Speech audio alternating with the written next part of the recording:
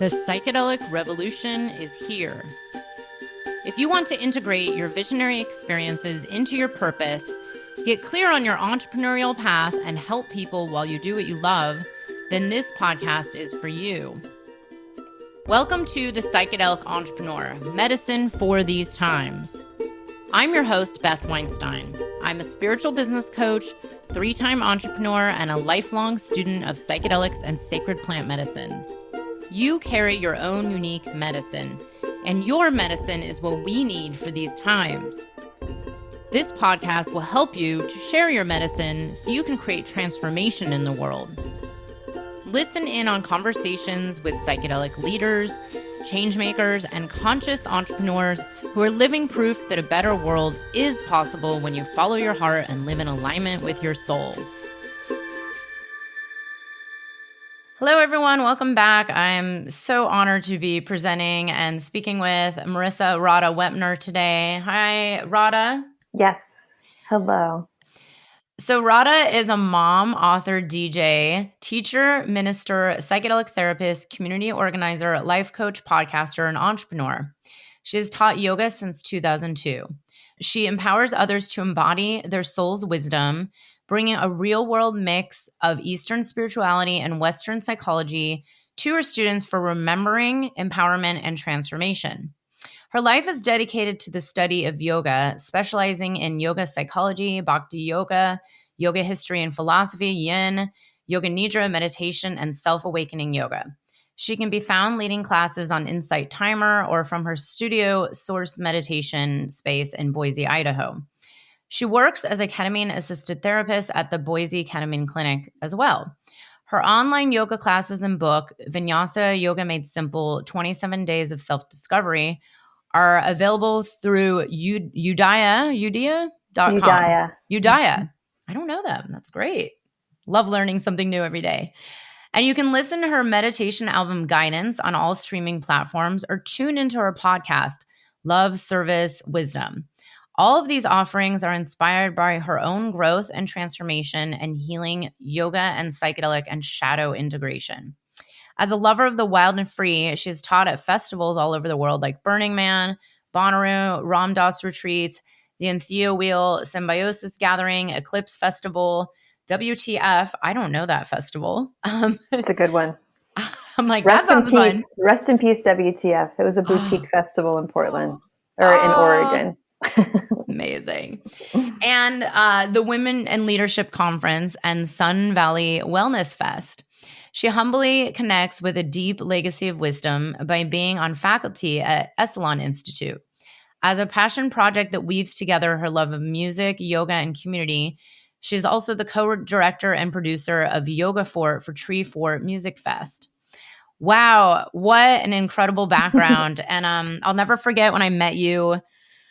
I can't even remember what year that was. Feels like eons ago. I remember just being so impressed by you because, we have your partner is a common friend, East Forest, AKA Krishna. But Radha, let's hear a little bit about your journey. I really like to showcase people's journeys to getting out there. Now you're working in the psychedelic space. You're part of, Journey Space app. You've been entrenched in this world of yoga and mindfulness and teaching. I'm curious, were you on this path from childhood, or did you take some kind of indirect route to go into, let's say, I always say corporate law? Were you a corporate attorney at one point? No, I would say I've been on this path since I was a teenager. When I was 15, I had my first psychedelic experience with LSD, and it really actually destroyed me. It was like shamanic death, horrible, really very painful for almost the entire duration of it. So that was probably like around 1995. And I was so broken after that. I didn't have the word integration, but I was trying to integrate, but I didn't know that then. But that's what I was trying to do on my own, pre-internet. So all I had was essentially use bookstores looking for answers, Abraxas books in Daytona Beach, and found their Eastern spirituality section. And that started to give me kind of clues to what that was and what might be happening. I was raised Roman Catholic. And so when I had that LSD experience, I was essentially left with, there's a lot more going on than I've been told to the nature of reality. And I was left with the questions, what is God? What does it mean to be human? What is reality?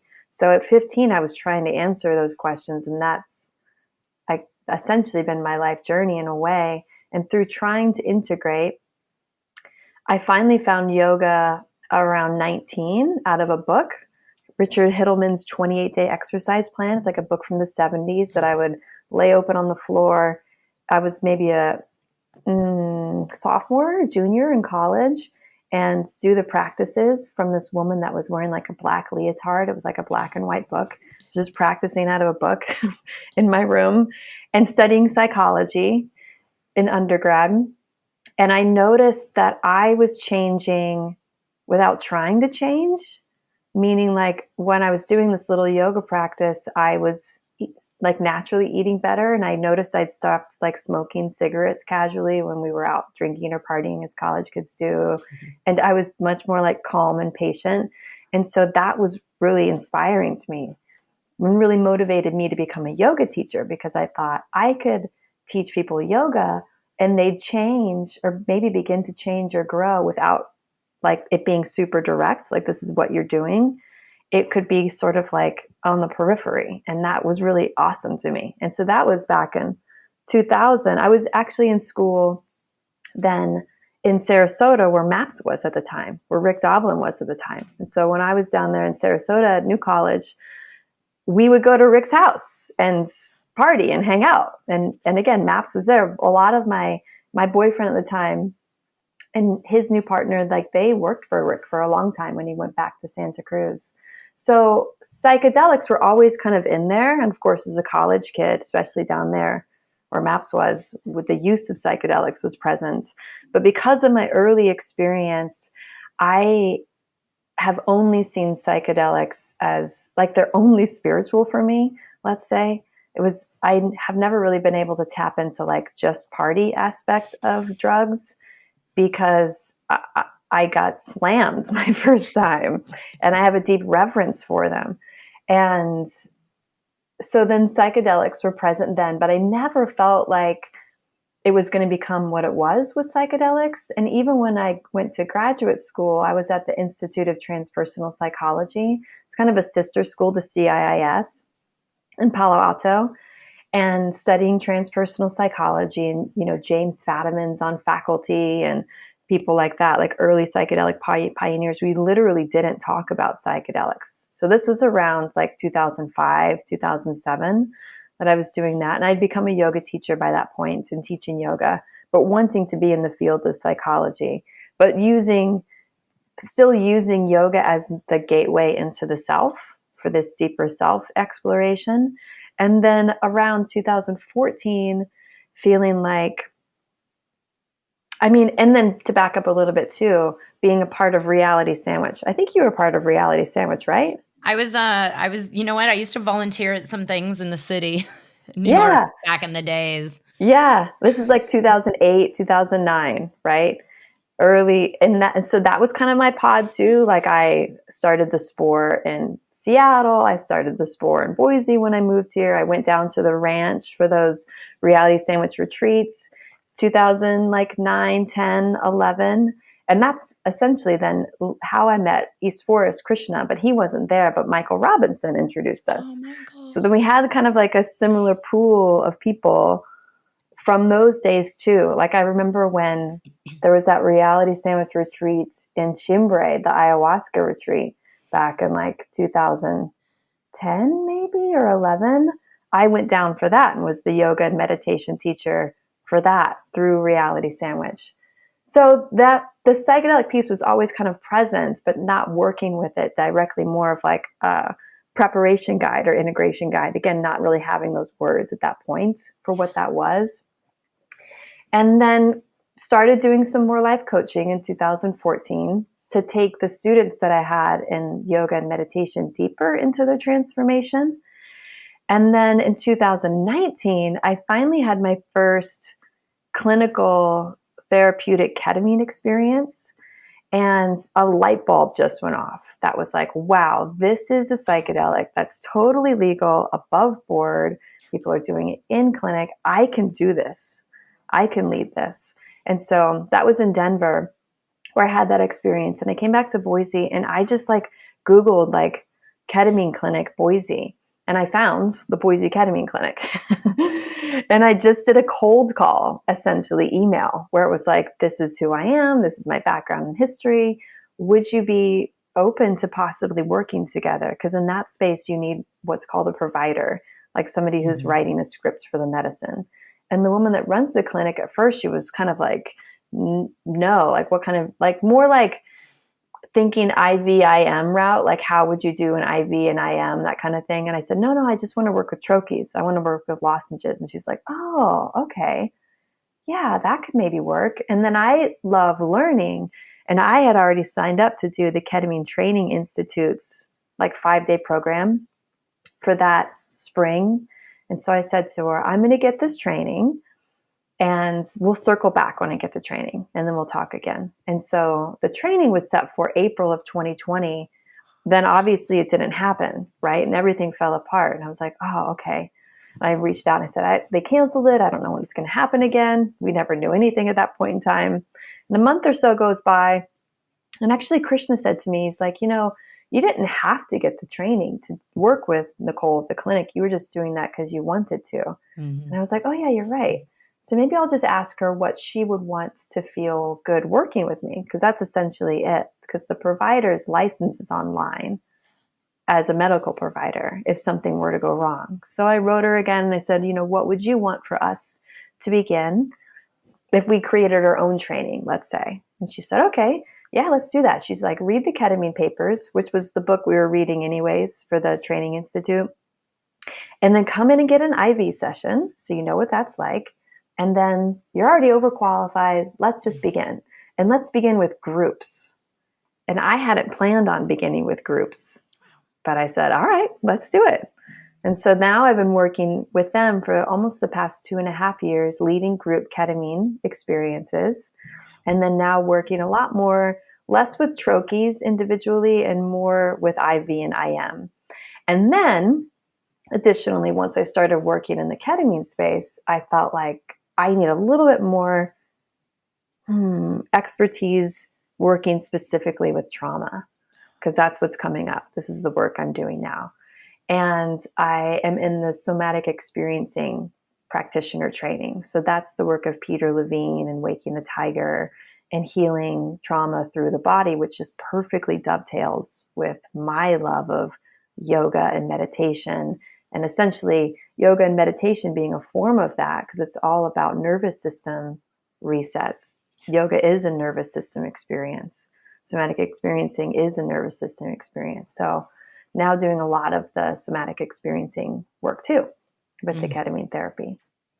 Which is so important. I personally keep saying without a somatic piece, with the integration and the therapeutic type work with any psychedelic, it sounds pretty extreme to say it's nearly useless, but it's like, that's where the real healing is. We need to address all these levels, right? Totally. Yeah. Totally. When I work with folks too, a lot of it's like, I'm just helping you become a more aware, mature adult by teaching you how to listen to and understand your body.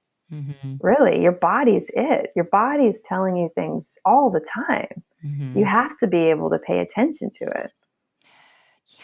And so many people are just, completely in their head and out of their bodies. I mean, we all know on some level that this to me is the trauma of our entire society. And it's like, this is where things are heading, even with this whole, psychedelic renaissance and the rapid rate it's growing. I keep saying, I'm like, I think this is all just going to bring us back into the body. That's my theory. That's my hope. It is. I'm totally in line with that. That's exactly what I see happening. And that's exactly the work that I do. And it's highly therapeutic and healing. Like it does work. I see it every week with people. Yeah, let me ask a few things about ketamine, because I've been having these conversations recently about is ketamine really that effective, and where's the future of it heading? And, maybe now with MDMA becoming hopefully legalized in the next year and a half, 2 years, psilocybin in certain states. But, over the last year, I've met a few people who say they are now taking ketamine weekly. It's supposed to be therapeutic. I'm not sure if they're actually doing an actual therapy session weekly, but I started to question, is this really the replacement for, let's say, an antidepressant or a Xanax type drug? I mean, what are your views on this ketamine becoming, it's therapeutic, but then becoming maybe just a replacement for the way things were being done? I feel what I've seen is it be incredibly therapeutic for people who feel stuck, where it's like, I've been on antidepressants forever. I've tried every type of therapy and I'm just stuck. Or maybe they haven't done that, but they still feel really stuck. That's a common theme. And so then we have the ketamine experience coupled with the therapy, and they get unstuck. They do. Their thought patterns change. They have new neurotransmitters given to them from the ketamine experience. Their body gets set to parasympathetic because it's an anesthetic, which they haven't been able to access, right? Calming themselves hasn't happened at all. And they have just a greater ability to have more empathy and compassion. And that, what I hear too from patients is like, say I'm anxious, and it's like, I did the ketamine experience and now I see or hear the anxious thought, but I have a buffer between it, and I can be more at choice of like, I'm not going to think or believe that anymore. So it creates more of a response versus a reaction in people. And then on the other end of the spectrum, probably there are people that do tend to maybe then abuse it and use it weekly. I would only think, and I'm not an expert, but it wouldn't need to be used weekly unless you were really in crisis. If you were really in crisis. But even just like last week, I had a patient. Let's see if I can describe this case study. It was a young girl. She's 19. And she was in an accident 10 months ago and is now a paraplegic. She was paralyzed from the waist down. She came in and really wouldn't even make eye contact, couldn't even be in conversation, very not combative, but like aggressive. And like, I have a 19-year-old teenager, right? So imagine a teenager attitude who's been highly traumatized, is incredibly depressed, and is suicidal and doesn't want to be there. It's just like, I want to end my life. I should be able to have assisted suicide. I can't believe I have to be here. I'm only here so my mom will shut up. Literally, that's what she said. And I would and this is the prep session. We do an hour-long prep session. I'm just like, okay, wow. All I can be is like be with this person as a loving presence. I can't push them. And I'm even thinking too, like, should we even do this? Kalita doesn't want to be here, and she's very resistant and super closed. And we're getting closer to the end of the prep session. And I was like, look, I need you, one, to look me in the eyes, right? Can you please look at me? You have to put your phone away too. You can't be on TikTok while we're doing this. And I need you at a minimum to set an intention with me, because this is really important work. Like, this is important for me. Like, I'm not just going to go into this. It's just with your soul. I didn't use the word soul, but like with you into an altered state, it's too risky, and we don't have to do this. So I need some connection from you and kind of like buy-in. And so I helped her to set an intention. The intention, when I was trying to get her to set an intention, she's like, whatever, I don't care. Whatever happens, I don't even care. Whatever. And I'm like, okay, so how about your intention is you're open to receiving? She's like, fine, I don't care. I'm like, all right, so this is your intention. Yes. Okay, fine. And then the ketamine begins to work, and she softens, totally softens. And she looks up and makes eye contact, and she smiles at me, which I didn't even think was ever going to be possible. Just like a soft little smile. And I was like, okay. And then I held space for the whole time. We worked through a couple of things. And then she's coming out of it on the other side.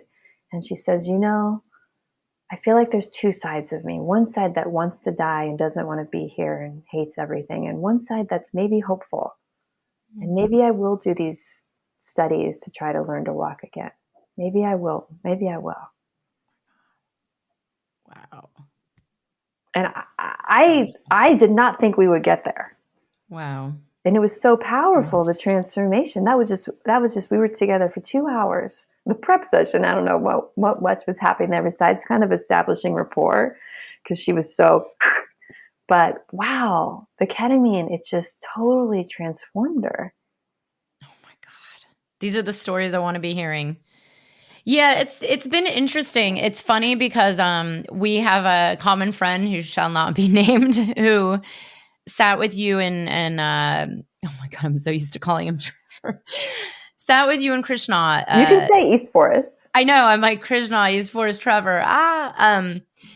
When was that? A few years ago. And he, like me, had only done ketamine recreationally.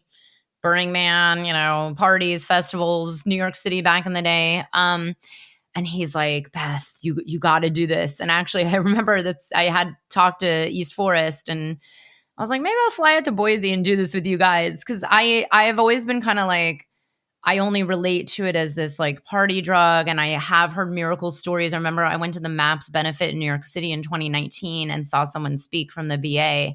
And that's when I was sold. I was like, whoa, like she had never seen these kind of results before. But, our friend had said, like, this is very different. This was highly effective. It's made me feel really good for months at a time. But, I don't think he was going and doing it every week or every month. It was kind of like one session. I do feel like one session can be highly effective and beneficial. People ask me that all the time. Like, I'm doing consults with folks trying to figure out, like, what should I do? What route is it for me? And often clinics will say, you do a series of 6 or something like that, or a series of 8. And I try to let people know it doesn't have to be that way. They just say that because that's what the research has been done on. The research has been done on a series. So then they say, well, this is what the research shows. But that's only because it's only been done on a series. From my own anecdotal experience, one session can be incredibly therapeutic. Like when I do the groups are 10 to 12 people. I have a co-facilitator, a psychologist that I work with at the clinic. And that's one session, one group session. I used to do a series when I first started. It was a series of 6.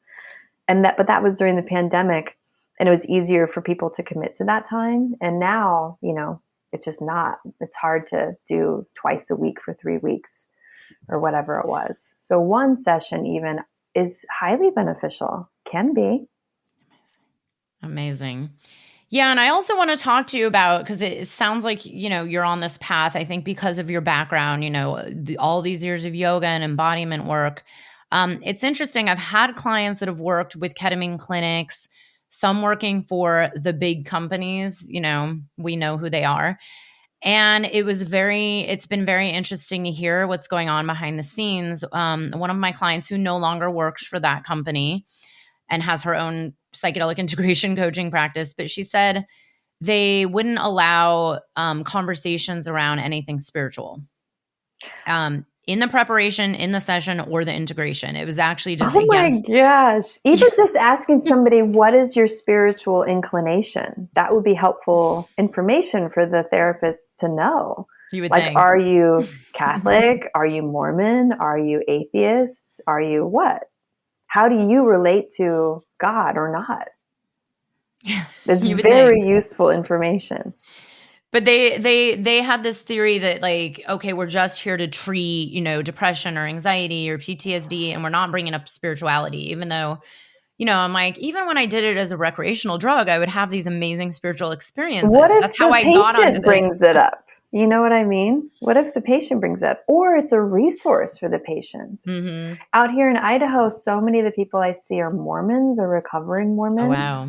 And so they relate to, like, Jesus, And so I'll even say, like, if part of my guidance is like, helping them feel like the space is really contained and I'm there for them. And I'll say something like, if you work with something in the unseen that supports you, a deity, a god, an ancestor, a spirit animal, you can ask for that support. Mm-hmm. And if I know that they work with Jesus, it's like you could ask for Jesus to be there with you as you go into this space, or whoever it might be. And I'm so lucky at the Boise Ketamine Clinic. Nicole, so great. I love her so much. She just lets me do whatever I do. And so in some ways, I transferred or have transferred how I hold sacred space into what I do in the clinic. Like I set up an altar, I light my candles, I smudge. If the patient wants smudging, which they almost always do, we pull cards. It's like, this is a sacred container. Mm-hmm. And I do that not just for them, but for me as the guide. Like this, setting the space up that way helps me feel protected and anchored. I don't think I could do it without it. Yeah. And this is where, so I have another client who was working in a smaller locally based clinic.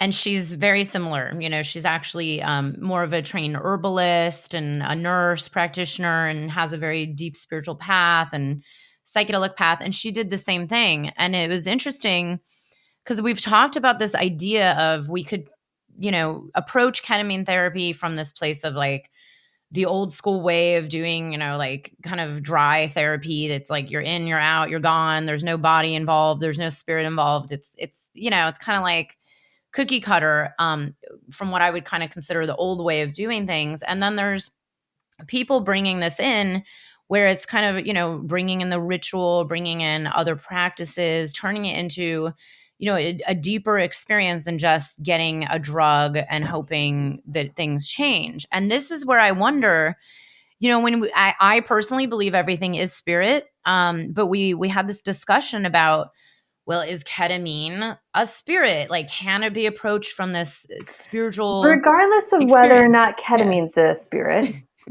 you're going into your inner realms. Mm. And when you go inside, that is your unseen space of connecting to spirit. Mm-hmm. So you're a spirit and it's taking you in there. So for me, it's definitely spiritual. I had someone ask me yesterday, what is spirituality to you? And I said something like that, like it's whatever's connecting me to the unseen, to my interior realm, to my heart. Mm-hmm. Also getting me out of my mind and into my heart. Whatever does that is spiritual. Yeah. But I'm curious, what are your thoughts on these kind of, and I really try to not judge what's, quote, right or wrong, because who knows, what works for one might not work for someone else. But, about approaching it from this place of like, oh, this is just my antidepressant replacement. And now I'm going to do it like a drug with zero intention and zero help, zero integration and content. Because, you can get it in the mail now. Yeah, I guess I'd say there's so many different pathways. Mm-hmm. And so it could be that doing it like that really works for somebody. Or it's, unbeknownst to them, their gateway into a more spiritual embodied life. Like they don't start there, but as they begin to use it regularly as their antidepressant. Similarly with me with yoga, I didn't start that to do anything particular, but it changed my life. And so it could be then that it's held in that kind of like, I don't know, boxy kind of above ground way, but it's going to work on them anyways, on their spirit. Probably. Yeah. Yeah. No, and that's a good perspective. It's been interesting because I've heard some criticism about ketamine and the direction it's going in. And then of course I've heard, and again, like I'm not an expert in this, but some criticism over the inaccessibility of it, meaning the high costs. A lot of people around this country who are in maybe places where there are no ketamine clinics and they have to order it by mail, and then it's this really high cost. But then I've heard the actual ketamine is actually a low cost product. Like physically, it's a very low cost. What do you think of this, and what do you know is going on to maybe make it a little more accessible to all people? Or do you think this is a supply and demand that maybe over time it's just going to lower in price and accessibility? Perhaps supply and demand and lower over time as there's more clinics. It's true that it's a low cost item off the shelf. The money that's associated with it, in my understanding, is more around the clinicalness of it. And so when you're in a clinic in an individual room, receiving your individual prescription, you have a nurse that's working with you. Like the highest cost is IV because it's more medicalized. You have to get, you're hooked up to oxygen and blood pressure and all that kind of stuff. And then it goes down a little bit when you do an IM, a shot. This is just the clinic I work with. Goes down, a few $100s when you're just doing the IM because it's not as clinical. And then below that is troches, the lozenges, because you don't have to do any of the same kind of clinical setup around it as you would do with an IV. And then the most affordable is the group. And that's one of the reasons that I do the group, is because it is a lot more accessible financially for people. And then the other cost when you're doing CAT or CAP is the cost of the therapist. So then that gets tacked on also. And it is, I guess for us here in Boise, our rates with the CAT and CAP is $200 an hour. So that gets added on top of whatever the cost of the just the ketamine is, the ketamine session, which is a lot for some people, but not everybody. We do, at least myself, have sliding scales and work with people in that way. And I guess that's the supply and demand. It's like maybe there'll be more therapists. One reason that it's so high is because it's so exhausting. Like I can't really see many people in a week because I can't handle it.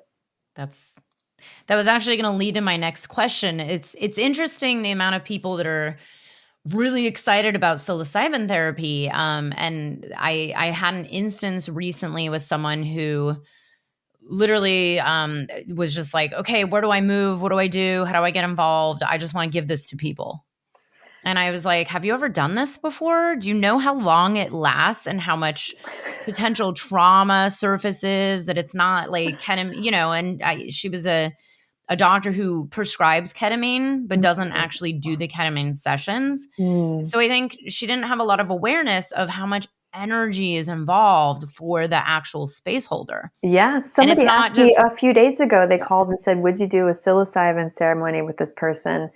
And I was just like, no, I don't have the energy for it. I literally don't. I've done them before I do them, but I do them rarely. And it's kind of expensive almost because I don't want to do it. Not that I don't want to do it. It's just so much energetically. I know what it will take for me to do that. And it's not easy. I don't think it would be for anyone, to your point. It requires so much. Kind of like, East Forest, he gets offers to play and perform all the time. And it's like, he won't go out and perform unless he knows he's going to get paid well. Because otherwise he's like, I'd rather just stay home and make music. It's similar. It's so much. It's so much for the therapist. Yeah, and it's funny because I did a whole podcast episode, I think a year and a half ago, saying it was called "Why Trip Sitting Is Not a Business," because there's a lot of people out there trying to sell these like trip sitting courses and just be a trip sitter, and I get that certain people just want to hold space for their friend, and there is a time and place for that, and there's no right or wrong. But when it comes to a therapeutic setting with someone who's actually processing through some, deep trauma, or, someone who has treatment-resistant depression and is turning to high-dose psilocybin, this is not something you do in a 2-hour session. This is like days, right? It's like an all-day session. It's preparation. There's integration. And it's been funny because there's a lot of people that are, I think, and it's, I have so much reverence and gratitude for these sacred medicines that have changed my life, but there's a lot of this idolizing the psychedelics and like the potential. And then it's like, well, wait a second. It's, yes, it's high priced because it takes the whole entire day and you don't want to do one of those 5 days a week. Yeah, what do you say to these people? Because it is, being like, I have a Facebook group, I have this whole community. So many people are like, I want to be a psychedelic assisted therapist, whether it's above ground or underground. What do you suggest for them? Yeah. I would suggest another modality. And additionally, like I had a gentleman reach out this summer and he wanted me to sit for him for a psilocybin ceremony. And after doing like a short consult with him, one, you're not just going to do that with a stranger off the street, right? So you have to establish a relationship. At least that's how I feel. I'm not going to have somebody call me and then the next day do mushrooms with them. But I said, I think what you actually need or what could be beneficial is more of the somatic healing first. Like, let's just have some of those sessions for a while. And because I think we could move you along with what the healing you're asking for without the psilocybin, even just if we're doing the trauma healing. And then we'll see if maybe down the road psilocybin would be good for you. And we're a good fit together to have that kind of experience. So more of that. Similar, somebody wanted me to work with their son with MDMA. And again, I said, no, I'm not going to just do an MDMA session with your son. We have to establish the relationship first. I need to know so much about them and their goals and what's going on. And maybe we can do a lot of really good healing without the MDMA. Yeah. So the somatic experiencing is awesome. And you don't have to be a licensed therapist to get accepted into the training program. You can be someone like myself who's a coach and a yoga teacher or even a massage therapist, or maybe you are a licensed therapist or a doctor. But having that awareness and ability to work with people through their bodies with their trauma healing, that's the work.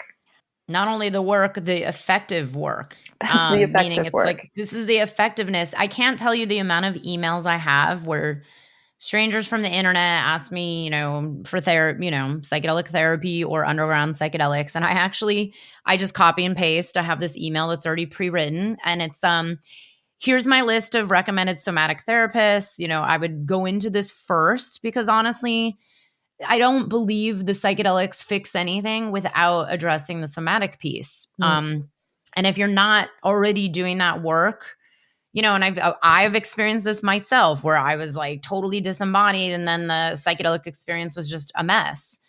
And did it help me heal anything? I'm not sure, but when I got into regular somatic therapy, which I would call psychedelic integration, that's when the healing started to happen. And I actually say the same thing too when people ask about training programs. I say, look, I would actually start with something like, whatever, Hakomi or somatic experiencing, one of these training programs where it doesn't take, 5 years, and get that as a solid foundation first. And then maybe see, and then work with people and see then what it's like.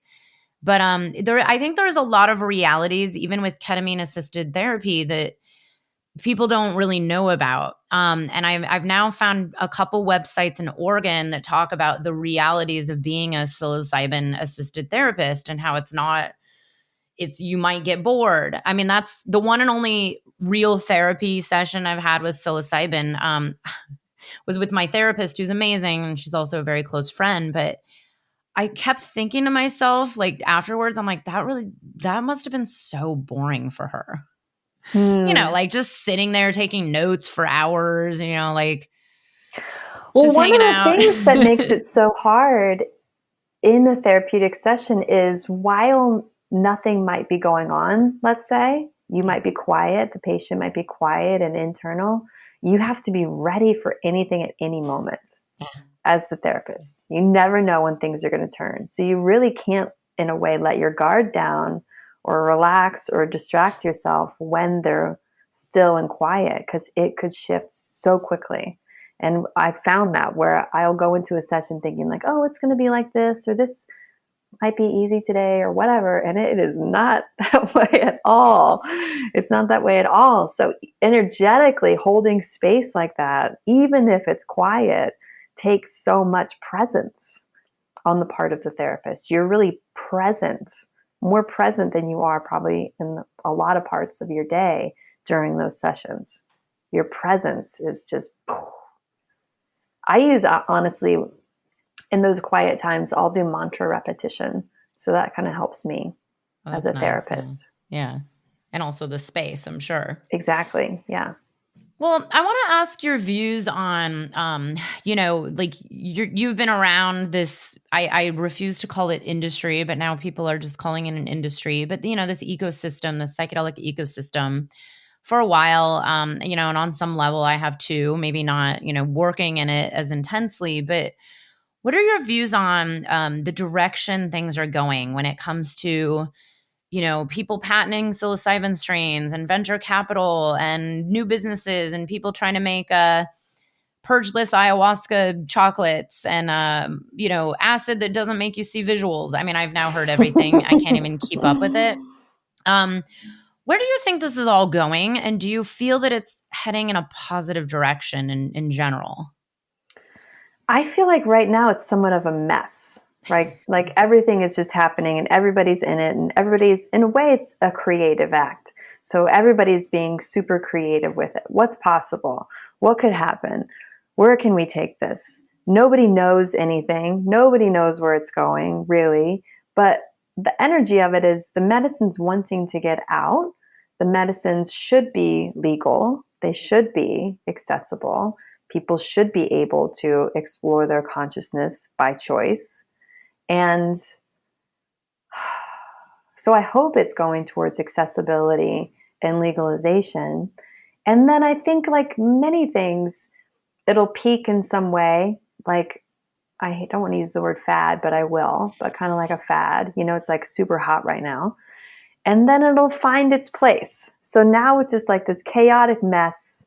Everything's exploding. Everybody's trying to find everything or do everything. There's people all over trying to get into it. And already I'm witnessing them fall away and taper off, and disappear. A lot of the early quick starters. And so what will have longevity? And what will have longevity is hopefully those that really have heart and truth and the desire to heal, that it's not just about the money, though probably the money folks will last too, just because they always seem to in some way. So we'll have to deal with them, probably always ongoing. But then the heart will stay. The practices that actually heal, the trainings that are actually working and valuable will stick around. That's what I would think. Because if it's not working, it's not going to last. True, right? That's a good perspective. Yeah. And I'm trying to, just really have a lot of prayers and hope, because I do agree that this should be available to anybody. I do believe it should be fully legal in all capacities, by the way. This is the one thing I'm having some personal issues with is, trying to then regulate plant medicines that I do feel like should be able to be freely worked with in a ceremonial setting without a licensed, regulated, facilitator that's, kept track of by the state. I'm like, well, there's indigenous practices that have been happening for, millennia, and we're not allowed to practice that, even with some of these laws that are being passed. But, we'll see. And my thought with that is that, like, the undergrounds will get safer. Like, even though they say it's not legal to practice with whatever indigenous tradition, because everything else is legal, that'll be fine too. That's what I'm hoping. The overall risk is reduced, and maybe it's just gonna naturally, like you said, it's gonna certain people will be drawn to one path versus the other. Maybe it'll open up new beginnings, new openings for both paths, and we'll see. But it's just been interesting, and I do agree that the heart is always what's going to be left there. But I do want to leave some space to ask you about Journey Space and what's going on with that, because this has actually come up as well with, I have some clients that do breath work or psychedelic work or psychedelic assisted therapy. And this topic of music and setting has come up a lot. And it's interesting. One of my clients was actually recently asked to create unique music for breath work groups, because he helps facilitate it and as part of some of these breathwork trainings. And it was the same idea as like, well, Spotify only goes so far. tell us about Journey Space and what the intention is and where it's going and how it's going now and where it's going to grow into. Sure. Journey Space is an offshoot of Growing Heart Sanctuary, Growing Heart Farm. That is has been a place for, almost 2 decades for in-person healing with plant medicines, where East Forest got its start a long time ago. And during the pandemic, right in the beginning, March 2020, our good friend Lewis, who runs that, reached out to East Forest and said, we're now doing an online ceremony. Like when everything first popped online back then, like literally the end of March, so early on. And he's like, I don't know how to do that. I've never done that before. I don't want to do that. And Lewis was like, nope, the date's set. People are coming. Figure it out. I was there. And so we did. We figured it out. And we had the first ever online East Forest ceremony, some specifically for that container of Growing Heart Farm, but also live streamed through YouTube that anybody could join. And it was really successful. There were thousands of people that were actually on. And then we continued to do those regularly. East Forest did them maybe every quarter or so, and then partnered with the farm. And about a year of that, things started to settle down a little bit more with the pandemic, etc. And the idea of Journey Space was born. What if we could continue to have these online facilitated global ceremonies, group ceremonies, because of the accessibility piece? People can join with whatever medicine they'd like to have. They can join from the privacy of their own home. They don't have to travel anywhere. It's really low cost. And so Journey Space was group ceremonies with an hour-long preparation. Well, first we send everybody preparation material. And the big thing at that time, because it was like the summer of 2021, we were working with Plant Medicine Law Group. And they literally were like, you cannot say the word psychedelics anywhere. We got high-level advice. Do not use the word psychedelics. And that was kind of crippling, I felt. I didn't like that at all. I'm like, why can't we just say what we're doing? Nope, can't say it. You can only allude to it. So then we used the word journey or medicine or growth or transformation or whatever. On the website, everything kind of had to be, couldn't be direct, which was annoying to me. And it's true, it didn't have to be psychedelics. It could be a breath work or a meditation, however anybody wanted to enter into that shared space. But then we'd create all this prep material for, again, psychedelics, not able to say the word psychedelics. And we couldn't give, and we still can't give, explicit dosage recommendations because it's not legal. Right? Really? Oh my God. Yeah. And so we can give sort of like high level recommendations, or you can say something like, well, what people would do in that scenario versus what you should do. So we're not able through Journey Space to give that, though you could do some one-on-one coaching and maybe get some more direct guidance. But in the group setting, it's more generalized, and it has to be, we have a list of like contraindications. If this is happening to you or in your history, you are not a good candidate for this. And so people have to like self-select that that's not them, is one of the entries into joining a journey. So that safety net is in place.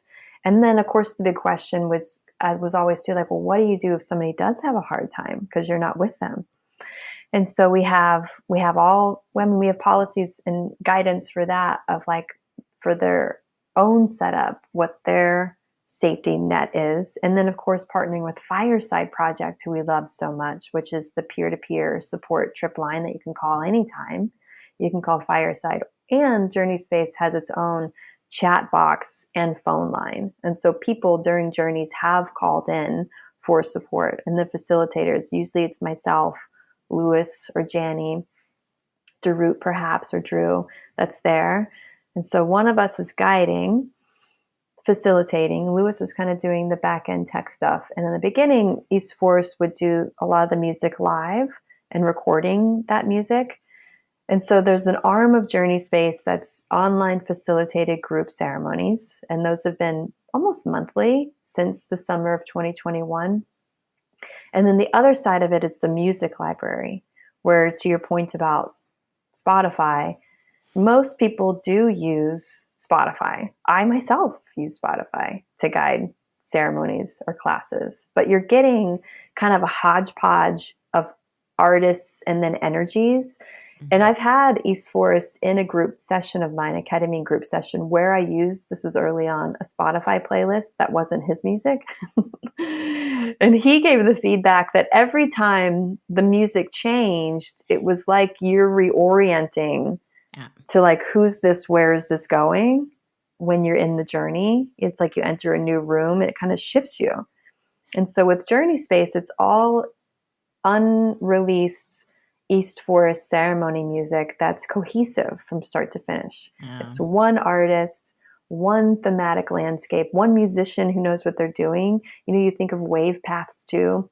Wave Paths is also somewhat of a hodgepodge, where he's a contributor to Wave Paths. He made music pieces for it. And Wave Paths is like all these amazing musicians across the globe who then would write like, give me your piano piece. Give me your violin piece. Give me your synth piece. You write a guitar piece. You do some vocals here. So it's just a mixture of different artists piled on top of each other is what Wave Paths is. It's not an East Forest track. And maybe an East Forest piano line in it. So that with Journey Space, it's one way that it's different, is that it's a cohesive musical piece to guide you from start to finish. And also his music is made for that space. He made it for the psilocybin or the psychedelic space. Whereas, you know, you might pull, I don't know, a track from Bonobo. He didn't make that for psilocybin. It can work, sure, but it's not intentionally by the artist made for that. And then the other piece to it is those, if you think, you mentioned before the high cost of these experiences, one of the central piece to guiding it is the music. And the musician who's created this body of work to guide your client or patient isn't getting compensated actually for the central role that they play. Whereas with, you know, in restaurants or shops or whatever, if they're playing music overhead, if you're hearing music in a restaurant, they're going through a platform that pays royalty fees to each artist for each song that you play. That doesn't happen with Spotify at all. And so Journey Space is kind of like the licensing platform for the psychedelic space, where the musician will get compensated. Not in a big way at all. But it's more than Spotify. You know, even if every psychedelic therapist or guide gave $1, you know, per session to the artist for using their music as a central tool, almost in some ways they couldn't do it without it, would be kind of nice. Krishna says too, he says, when I made music for mushrooms, this psychedelic therapy space didn't exist. He made it for individuals to use. He didn't actually make it for clinics to use to then make a lot of money off of. So many good points. I know, especially Spotify is what, like 0.001 cent per play or something. I mean, it's kind of ridiculous. You have to get like 1,000+ plays to make $1 on Spotify. And not that it's all about money, but it is an energetic exchange. And I've witnessed Krishna face to face. So people come up to him. We were at the Horizons Portland conference, and he's like, they were like, oh, we use your music all the time. We love it. It helps our clients so much. And he's like, great, I've got Journey Space you could use for your sessions. And they're like, oh no, we love Spotify. It's just, they don't know. They don't think of it in that way. It really is a learning curve. I think it's so important when you mentioned too, is that it's, first of all, in my experience, I have no idea where my therapist got the music. I was like, oh, I'm so glad she's not playing Spotify, because I actually am hypersensitive, especially with music. And if it shifts from like, I don't know, you play an Icaro and then you play some electronic, and I can't do that. Like it's never been my jam. It's probably why I'm called more towards like very traditional ayahuasca spaces. But mine, you know, she played these long, extended, instrumental only. And I don't know where she got it, but she's been also doing this for 15, 20 years. And it made a big difference. But I think if I had been, you know, on that level of doing psilocybin therapy and it was just a Spotify playlist, I actually would have rather just had silence. Yeah. And I do think there's something to that. And that's why I'm like, I think there's a huge market for the journey space because music is the key. You know, it's huge. And I think people underestimate like the importance of actually curating it with especially, you know, you have to know your strain and how it works and where are the waves coming in. And, you know, it's like, there is like a, you know, psilocybin's somewhat consistent with how it works. And we can't just like throw a random like hit shuffle. Yeah, and some therapists have bad musical taste. Well, yeah, that too. They don't know what they're doing. They might have they didn't even have a Spotify subscription, right? And then they're getting into therapy like, oh, I got to use music. I guess I got to figure this out. And they just put stuff together. So there's that piece of it too. It could just not be always the best music. They don't know. They think it is good music. If you're paying a couple $1,000s for your session or whatever people are charging these days, you know, please, like, I agree. Like, this is the least one could do is have some nice curated music, give the artist back some money. But I have faith in Journey Space. You know, I know everybody involved. They're all good people. I've tested it myself, and I can't wait to see where this grows. Speaking of which, before we go, I want to hear a little bit about what do you have coming up this year? You know, you're up to so much and like have your hands in every realm. Any things we can be looking out for or big projects? You know, I am feeling a newfound space of freedom and spaciousness. My daughter went to college this fall. And I graduated my last group of 300-hour yoga teacher training students. And I didn't start another cohort of teaching yoga teachers. And so I'm just like, I'm going to go on vacation. I'm going to get my schedule figured out. I'm not going to plan anything that big. And so I'm doing some things like I'm going to teach at Yogafort for Treefort Music Fest. And Christian and I will do a few dates here and there. Usually when East Forest goes on the road, I'm with him. So there's that. And just seeing clients here in Boise at the Ketamine Clinic, doing more of the integration and coaching and mentoring, which I love. I do a lot of that on Zoom or over the phone. The somatic experiencing actually works really well, even just over the phone. It doesn't have to be in person. And then myself, I'm just trying to hold back the tide and be as spacious as possible. I'll probably begin to create some content for Journey Space, especially around the somatic piece that we touched on. So maybe some content creation, but we'll see. We'll see. I'm planning a retreat for this fall to Nosara, Costa Rica, which is where my yoga lineage is from, to be with my teachers. And so that's kind of in the work that I'm excited about. That has nothing to do with like the psychedelic or the music realm at all. It's just like back to my roots. So I'm thrilled for that. And then we're going to teach at the Ram Dass retreat again, Christian and I, this August. We'll be at Esalen again too in the end of June, early July, June 30th through July 4th. That's going to actually get launched today. Signups for that.